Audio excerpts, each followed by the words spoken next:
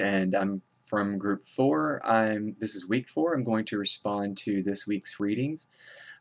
This week's readings material gave me new insight into different types of community-based research methods. Coming from a science background, research is objective and rarely subjective, and it certainly doesn't take into account any alternative realities.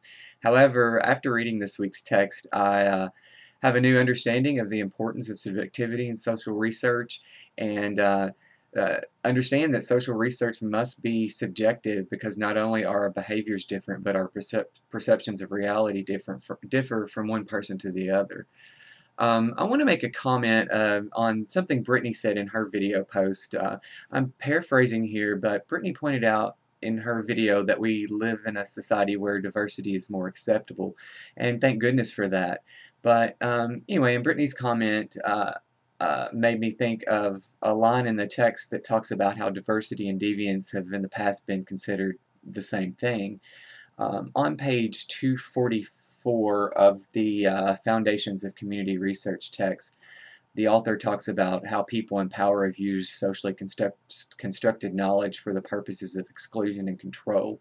And they go on to quote Michael Foucault, where he writes about how this has been used to confine people in mental health institutions, and this has been done by, quote, legitimizing or the legitimization provided by so-called helping professions who function in is the surveillance and control of deviance, end quote. In Brittany's video, she mentioned gay rights, and it clicked with me that this is exactly a situation where that a minority group that we now consider diverse has in the past been labeled as deviant and even mentally ill. Until relatively recently, I think it was the 1970s, homosexuality was considered a mental illness, and people were institutionalized for being homosexual.